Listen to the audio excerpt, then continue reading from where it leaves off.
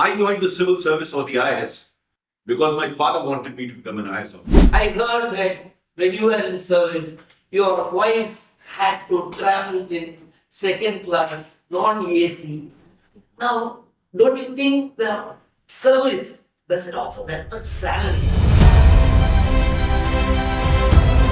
So, how was it? You told the first incident as a sub-division magistrate. Sub-division magistrate, young blood, you did the right thing, but you were transferred.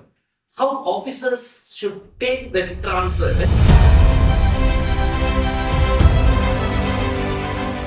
Now, you are someone, generally, no one can say no to Prime Minister. You know, Prime Minister is Modi ji. And I heard that you even told no to him. No, in your first meeting.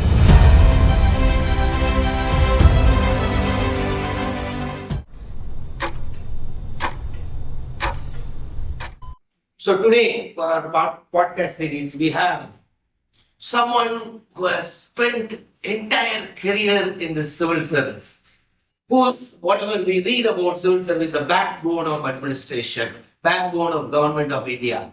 In fact, we have Anil Swarup sir, who has spent years in civil service, who has met different prime ministers, who has worked in cabinet secretariat, and in fact, an ethical dilemma which many face in civil service, he has faced it, successfully resolved it, and in fact, he has also written a book on this ethical dilemmas of a civil servant. He's an author, he has authored so many books on civil service. So today we are very fortunate to have in Officers Science Academy, Anil Swarup sir. He is someone after the Supreme Court and others, the so-called cold scam. Then he was brought in later and he made it so transparently until now, almost 10 years now, not even a single question asked on that coal allocation. So he was heading that. So he was also in cabinet secretariat as additional secretary. So today let us interact with him and know anything and everything about civil service. Thank you so much, sir, for coming and gracing and sharing the knowledge which you are gaining over the years, because all these civil service aspirants want to know that. Thank you very much. What a pleasure it is to be amidst you all. I was looking forward to interacting with you all because thanks to COVID, not much travel was involved. But post-COVID, I've been traveling a lot and I do interact with people like you. First of all, compliments to all of you for having decided to become a civil servant, because that's very important. You have to be absolutely clear in your mind that you think that civil service is the job that you want. Until you have that desire burning in you, becoming a civil servant is becoming increasingly difficult. I still have nightmares of not qualifying for the civil service now. So it's tough, very, very tough. I joined the civil service or the IAS because my father wanted me to become an IAS officer. I distinctly remember I was around 10 years of age when I saw a piece of paper in which my dad had actually written down how will I study, what subjects I will take, BA, MA, and then how will I appear for the civil service. At that point in time, it didn't make any sense to me. But gradually, I internalized what my dad wanted and made it into my own dream and worked towards it very religiously. It requires a different sort of an approach, which I'll share with you as we go along. But at the end of it, when I completed 38 years as a civil servant, 1 year in the Indian Police Service and 27 years in the Indian Administrative Service, I have written in the last chapter of my first book, not just a civil servant, that if I were to be born again, I'd like to be an IAS officer all over. I enjoyed every moment of my existence as a civil servant, and hence I want to become an IAS officer all over. And what is even better, that I'm thoroughly enjoying my post-retired career. And it's because of what little I could do as an IAS officer. So I was very clear in my mind that I wanted to become an IAS officer. And I'm hoping that each one of you is very clear in your mind that that's the best way to go around. Many people ask me that why the IAS? I tell them that there is, in my understanding, there is no service in the world where you can influence the futures, the lives of millions of people. You mentioned about this RSBY, Rashtriya Swasthya Bima Yojana. It was influencing 3.5 crore families. Huge number. I don't think any Ambani or anybody would be influencing so many lives as one could in a particular position. And you can derive enormous amount of satisfaction between that. In my books that I mentioned here, I have narrated a number of incidents where I felt so kicked and thrilled by whatever I did that I call them my Bharat Ratnas. I call them my Bharat Ratna moment. And before I conclude, I'd like to narrate one such incident for you to understand what this service has to offer. There are many such incidents in my book, but this one I'll mention just to drive home this point of why the IAS. I had started the scheme RSBY to begin with. There were many problems that I faced. But gradually that scheme came to be recognized world over as one of the finest schemes in the world. And everyone was talking about it. The World Bank, the ILO, the UNDP thought it was one of the finest schemes in the world. World Bank, in fact, wanted me to do this scheme, replicate the schemes in 15 countries of the world. And they had offered me $1,000 a day for that. I preferred to stay back because I was thoroughly enjoying my stint here as an IAS officer. I didn't want to quit the country and go somewhere else and do something else. Yes, money is important, let me tell you very clearly. It is not to say money is not important, but there are many, many more important things beyond money as well. So I stayed back. So around that time, Mr. Obama had taken over as president. He was elected as president of the US. So one of his advisors rang me. He said, Mr. Swarup, can you come over to Washington and make a presentation on your health insurance? So I told him, hey, our health insurance scheme is totally different. The context is totally different. It is for the poorest of the poor. We don't have much to offer to you, but he insisted. So I used to go to Washington to the World Bank for discussions. In one of those visits, I visited Brookings Institute, which houses the advisors to the President of the US. And I made a presentation on this health insurance scheme, RSBY. During the course of that presentation, there were representatives of the US government, the state government, because they also have a structure like we have. There were representatives of our own mission. Then there were also representatives of Gates Foundation, Rockefeller Foundation, and many other foundations. After my presentation, we were having a cup of coffee. This gentleman from Gates Foundation walks up to me and asks me, Mr. Swarup, you are very passionate about the scheme. What does the government give you beyond your salary? It's a very interesting question. Many of you will become civil servants and some of you will become very passionate about what you're doing. Some of you will become indifferent. There are different ways you look at it. I was very passionate about whatever I did in my career. Even now I'm passionate about whatever I do. So I asked him a counter question. I asked him, Gates Foundation gives millions of dollars to poor country. What do you get out of it? He said, well, that's a job. But more than that, we derive a lot of satisfaction out of the help that we do to the poor. I told him, you answered your own question. Because the Rashtriya Swasthya Bima Yojana is meant for the poorest of poor, many of whom would have been dead but for this scheme. So the good wishes of those that survived and their families come back to me somehow, anyhow. That's good enough a kick for me to see what he was doing. And then I narrated an incident to him to illustrate this concept of kick, the thrill that I was getting out of implementing this scheme. In this scheme, I used to visit these small hospitals that were abandoned. In one of the visits to the hospitals, I was talking to a beneficiary patient. I heard a very feeble voice from behind. There was a very old lady that was calling out, and she was calling out, "Beta, hello, son, come here." So I went there. She was so old and frail that she couldn't sit. She was just lying. And she was flashing that smart card. RSBY was a smart card based scheme. So I went down and asked her, the conversation was in Hindi. I asked her, I hope you're fine. Her response was, I'm fine, but I'm in a lot of pain. I'm in a lot of pain, but these hospital people have looked after me very well. Then I told her, you'll be fine and you'll go home. She tells me, no, I have no home. I'm a beggar. I had a small hut. I fell in. My neighbor, who's also a beggar, saw your smart card. He brought me here to the hospital. Now they are not taking care of me. They don't ask me for money. I don't have money to pay them.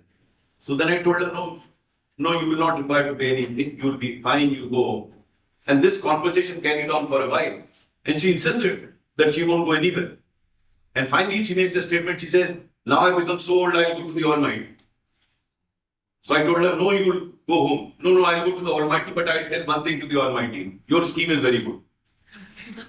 This was my Bharat. And there are many Bharats at the moment. So the civil service affords you the opportunity, because people ask me, why the IAS? So I tell them, there's no other service in the world where you can survive if you are dishonest. You can thrive if you are honest. You can survive if you are inefficient. You can thrive if you are efficient. You can become Secretary Government of India if you are efficient.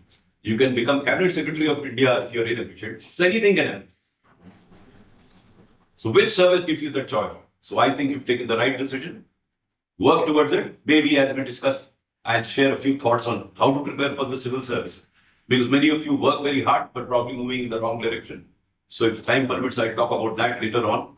But as I said, I've thoroughly enjoyed every moment of an existence as an IAS officer. I'm even more enjoying now post-retirement.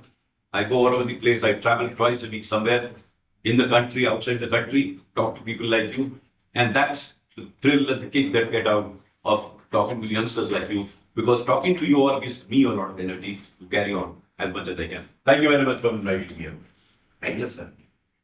Now, we are talking about $1,000 a day offer from India to Obamacare, that much influence as a civil servant.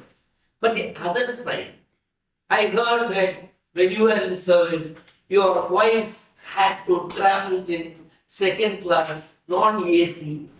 Now, don't you think the service doesn't offer that much salary? It does. It does offer reasonable amount of salary to live comfortable. Comfort level has to be decided by you. There are people who can't afford a railway ticket. They travel on foot. They travel on bicycle. They can't afford a ticket. So we were better than them. More than 90% people can't do that. We could do that. So it's a question of where you're looking at. Your needs, you have to define your own needs. If you want to live, like we got a first air conditioner after I had put in what, 21 years of service. Not before that. So it took me that long. Not 21, I'm sorry, 16 years or so. 16 years I didn't have an air conditioner at home. But then if you get used to air conditioner, then you can't stand outside. But if you're not used to air conditioner, but 90% of India is not used to air conditioner, they're also surviving and thriving. So it's a question of how you mold yourself. There's no end to the comforts that you want in life. Like I can tell you one thing, but if you get used to a particular level of comfort, coming down becomes very difficult. So go gradually. Now maybe I have air conditioner in every room of my house, but at that point in time I didn't have it. So weird. So compared to that time when you were in service, now yes, the service conditions are much better. Salary is much higher now for the IAS officers.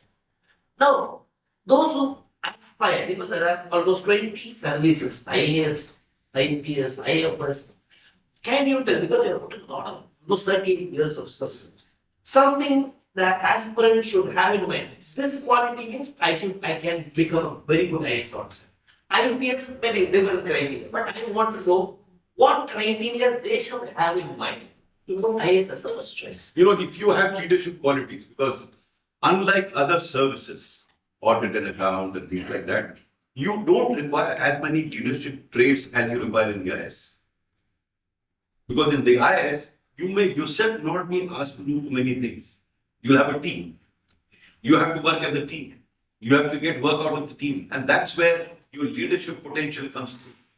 So if you want to become a leader, not in the political sense, but in the administrative sense, IAS is the job for you.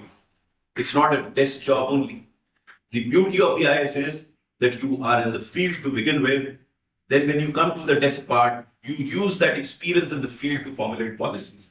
That's the only service that provides you that opportunity. In other places, income tax or audit and accounts, you'll be sitting on a desk doing most of your job. In the IAS, you have the pulse of the people, the pulse of the field, your feet on the ground, you've seen the soil yourself, and then when you come to a policy-making position, you bring to bear the experience that you had in the field, make policies. That's the advantage of being in the IAS. Sir, during your career, you are from Uttar Pradesh. Uttar Pradesh is a happening place in every aspect. Have you ever faced some law and order problem? Can you narrate? Oh, many law and order. With me, it was baptism by fire. That's the topic of the chapter in my book. I had just taken over a sub-divisional magistrate here. You got sub-collector, I think, in Tamil Nadu. And this is 1984. Mrs. Indira Gandhi was assassinated. None of you would have been born then. And all hell broke loose. People from the ruling party were actually indulging in arson and harassing people from a minority. So as sub-divisional magistrate, my job was to go around the town and see that everything was in order. And as I was doing that, I got some intelligence that a very prominent and very powerful MLA of the district was behind this arson, belonging to the ruling party.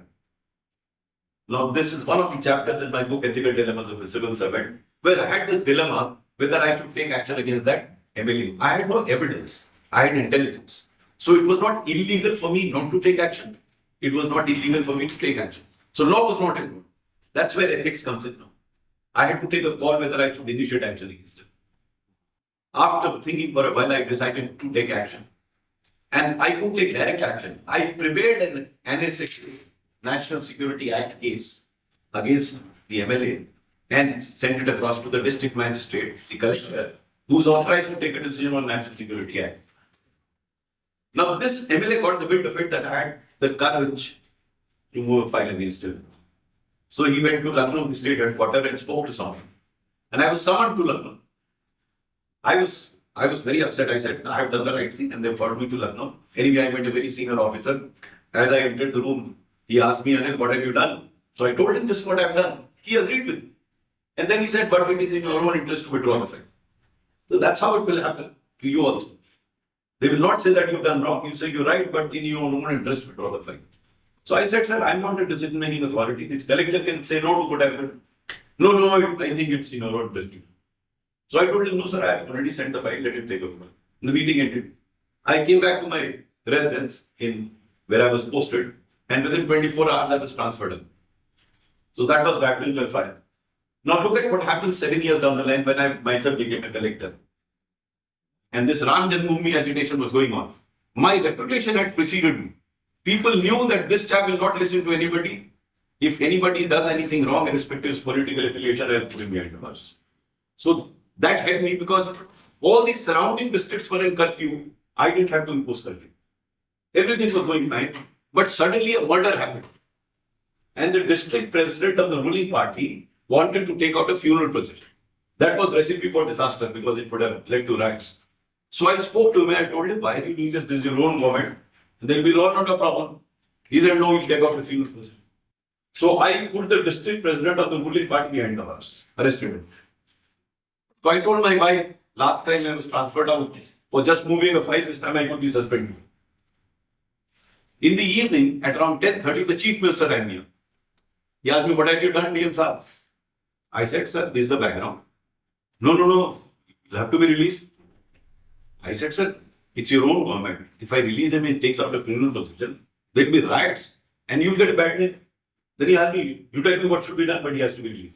I told him, sir, why don't you speak to him? Tell him that it is his own government. There's no point in taking out this funeral position. I don't know whether he agreed, disagreed, he banged the phone down. So I was convinced, next morning I'll be transferred out. Next morning, what happens, I get a call informing me that the gentleman who was insisting on taking out the funeral procession has agreed not to take out the funeral.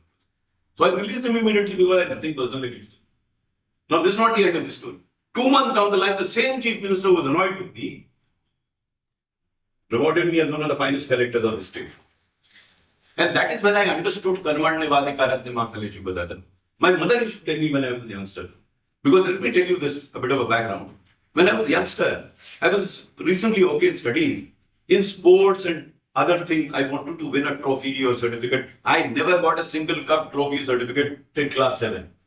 So I used to feel very upset.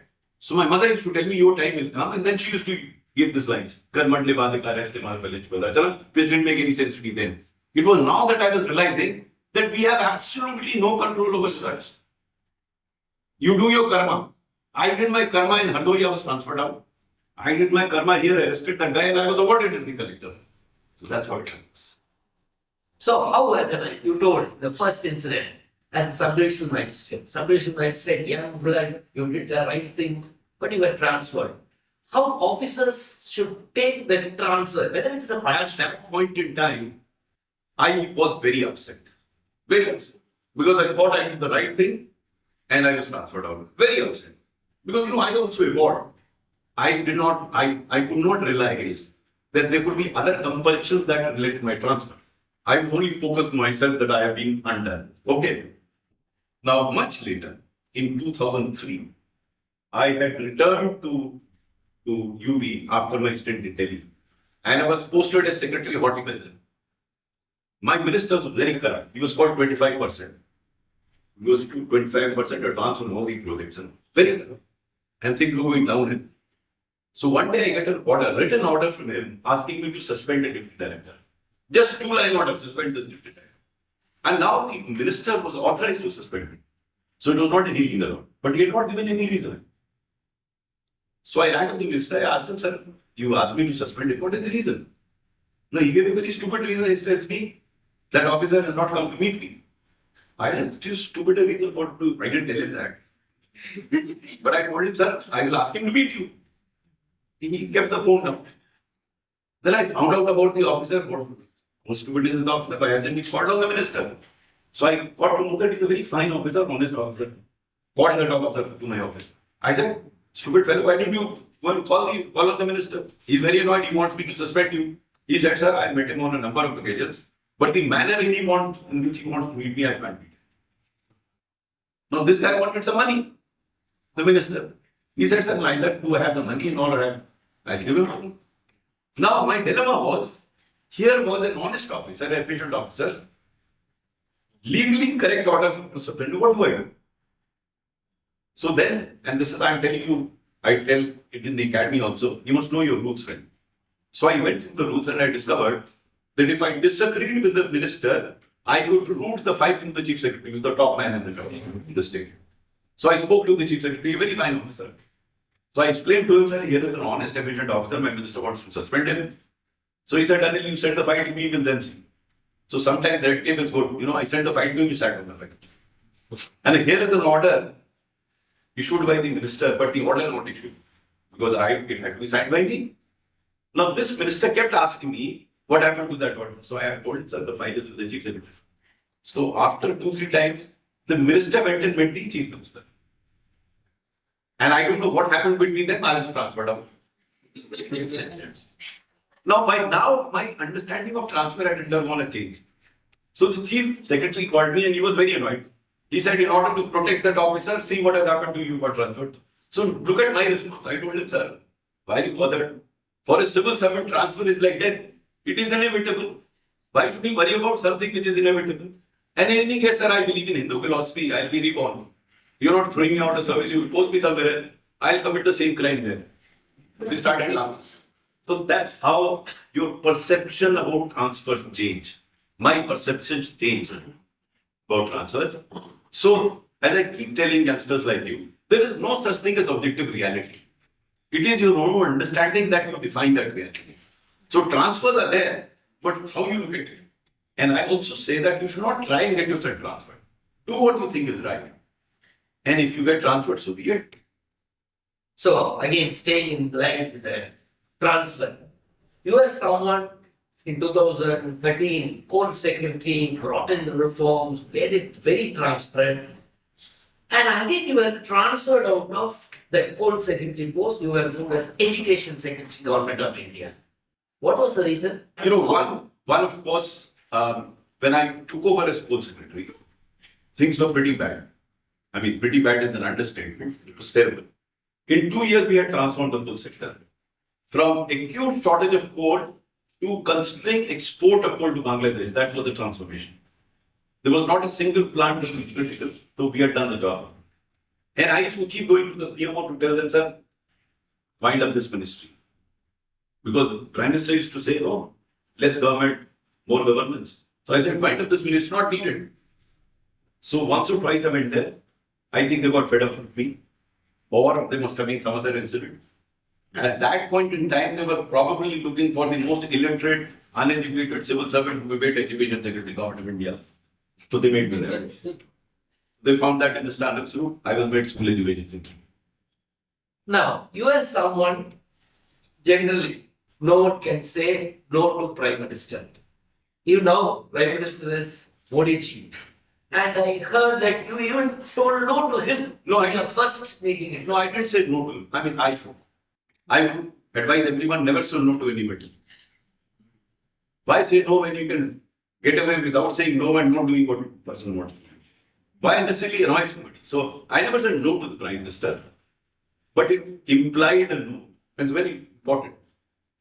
So this was I had just taken over as School Secretary, and within 3-4 days there was a presentation to be made before the Prime Minister. And presentation was made by the Power and Energy Secretary.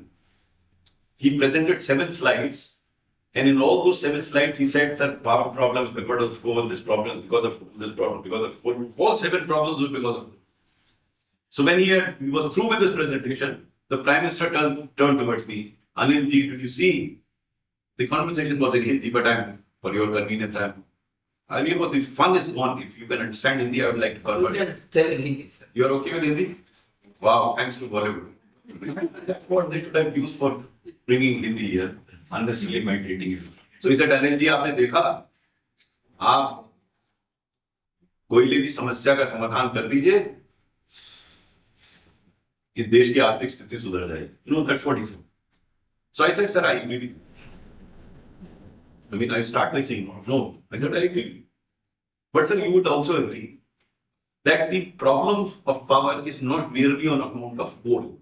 Coal is one of the many problems, and we will have to look at the whole issue comprehensively. Now he picked up this phrase comprehensively and then turned towards Mr. Piyush Goyal, who was the coal and power minister. He told him, Anil ji सही कह रहे हैं. आपको इसको energy की समस्या को comprehensively देखना पड़ेगा. So it was not a no, but there was a disagreement. Ironically, my first meeting with the Prime Minister was a disagreement. My last meeting with the Prime Minister was also a disagreement. And in both these cases, they agreed. But I didn't say no. Coming back to this political leadership, I heard that you were someone who was handpicked by Mr. Pinchnavar, one of the brightest ministers I feel as a common. He handpicked you and made you as secretary, cabinet secretary, some heading some big projects and all. Later, you are again government changes. Now, NDA. How do you feel? Because political neutrality is or trade or something which a civil servant should have. But however, what do you feel bad? We are now going to another government. I was a thorough professional. I did my job irrespective of which the political party was. I couldn't care less. I was secretary to Mr. Kalyan Singh from BJP, special secretary to Mayawati from BSP, in the cabinet secretariat in UPA government, as co-secretary in NDA government. I didn't really matter to me. A job gets given to you, you have to do that job as a professional. I never ever went to any politician in the 38 years for any personal favor whatsoever. That gave me a lot of strength. I did not expect anything from the politician. I did what I was asked to do. If I could, I put in my best effort. By God's grace, not by God recognized. And that is why probably different political parties. So I never cared about which political party. As a civil servant, and I would advise to everyone, is that you have to be a professional. You have to be efficient. You have to do the job that gets given to you, and you have to do what the politician tells you to do, so long as it is not illegal. If it is illegal, I will. And I had the fortune, except for the initial 12, 15 years of my career, later on, no one came up to me with anything that is even remotely before illegal. Never. As simple as that. So why nothing, no illegal thing was told to you? Can you assume political leaders will never tell illegal thing? Politicians are very perceptive. They know which servant will do what. So if you have developed a reputation of not doing anything wrong, they won't tell you. They may not put you at a place where they want some wrong to be done. That's a different matter. But I never wanted any place to give me whatever you want. If you don't want to give me, I'll do something else. At least in the IAS, every job is as good as the other job. So I didn't get this. I don't know about other services. I didn't have much of an experience. But in the IAS, every job, I mean, I enjoyed every job. I was posted as member judicial board of review, which is considered to be a god for second phase. I thoroughly enjoyed this assignment. I wrote a full chapter on that. Very interesting. I remember when I arrived at Prayagraj station, the vehicle had come to pick me up. So as we were driving from the station to the office, I mean, I'm not joking. I suddenly felt that there's no driver and the car was moving. So I thought I must have mistaken. Then again I saw that the driver is not visible in the car. It was an old ambassador, it was not those duck back seat, full seat. And the driver was short stature. What was happening was, because when it happened for the third time, I peeped ahead and saw that the dog, every time the driver had to change the gear rod had broken, so he had to bend down to change the gear. And that's what gave the impression that the vehicle is moving without the driver. It was as bad as that. And when I arrived at that office, a huge room, I entered that room and my orderly was there and this sound was coming, tuck, tuck, tuck, tuck, tuck, tuck, tuck, tuck. So I asked the guy, where is this sound coming from? So he looked up. Instead of white, I saw one black. They were bats sitting there. And they were making that sound, tuck, tuck, tuck, tuck, tuck. And my challenge was how to change this office. There's a chapter in my book. We changed it into the most sophisticated computerized office in 8 months. So, when you get so-called not so good posting, make it good.